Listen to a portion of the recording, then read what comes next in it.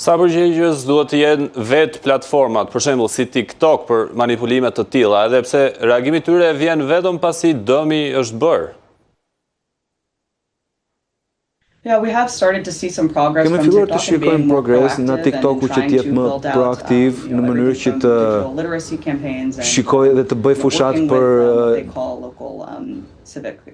mundësinë e leximit të duhur të platformave për vendet për të cilat kanë përmbajtje të tilla dhe për të siguruar që aktorë të tillë të mos ndërhyjnë, por edhe që shoqëria të jetë ndërgjegjshme dhe të di se cilat do të jenë pikërisht platformat e çfarë promovohet në platformat e tyre dhe shikojmë që mund të ketë një përqasje me vërtet në mënyrë proaktive dhe në mënyrë, por ajo çfarë kërkohet është që edhe vetë institucionet të ndërveprojnë edhe me vetë platforma dhe të kemi pikërisht vëmendjen.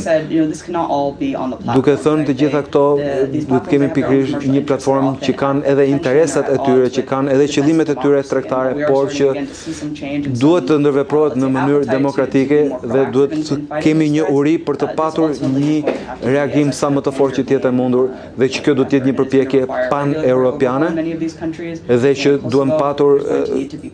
legjislacione dhe që duhet bërë punë veçanërisht në rastin e Kosovës përsa përket pjesës ligjore dhe duhet ketë një legjislacion në nivel europian që besoj se Kosova duhet të harmonizoj legjislacionin e vetë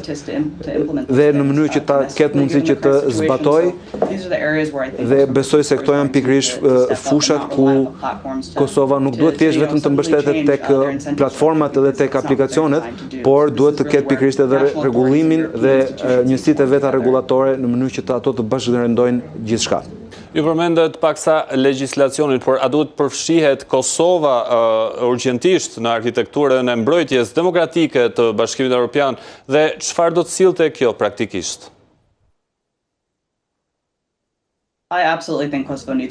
Absolutisht besoj se Kosova duhet të bëhet pjesë e kësaj arkitekture mbrojtëse dhe disa prej specifikime për rekomandimet shumë prej tyre kanë të bëjnë pikërisht me mjetet e monitorimit që janë inovative dhe me një shpejtësi të lartë, pra duhem pikërisht që të kenë ritmin e tillë dhe do të kërkohet pikërisht edhe mobilizimin e të gjitha burimeve në të gjitha nivelet. Dhe kjo do kërkohet pikërisht një përpjekje ndërkufitare, sepse është një kërcënim ndërkufitare. Dhe është shumë e thjeshtë që mund të përfshish disa prej këtyre aktorëve siç janë organizatat kërkimore, duke i dhënë besim edhe aktorëve mediatik të cilët janë të besueshëm. Dhe Europa duhet të jetë e përfshirë gjithashtu dhe duhet marrë edhe një farë përgjegjësie përballë këtyre kërcënimeve të tilla. Pra në mënyrë konkrete duhet të sigurohet që janë vetë individët në Kosovë dhe përvojat që ata kanë me kërcënime të tilla duhet të bashkëndohen me të gjitha autoritetet dhe të ngrem pikërisht praktikat më të mira dhe pasi të jemi të ndërgjegjshëm për kërcënimet, atëherë duhet të edukojmë publikun për mënyrën se si duhet të ndërveprojnë edhe për pjesëmarrjen në fushata të tilla, si në rastin e Moldavisë, që është një shembull ku ka qenë i përfshirë në përpjekjet europiane dhe ka patur mbështetje nga institucionet europiane në zgjedhjet e tyre për këtë vit, nuk ka arsye pse Kosova të mos ta apo çfarëdo lloj vendi tjetër në rajon të ketë një mbështetje të tillë për arkitekturën mbrojtëse.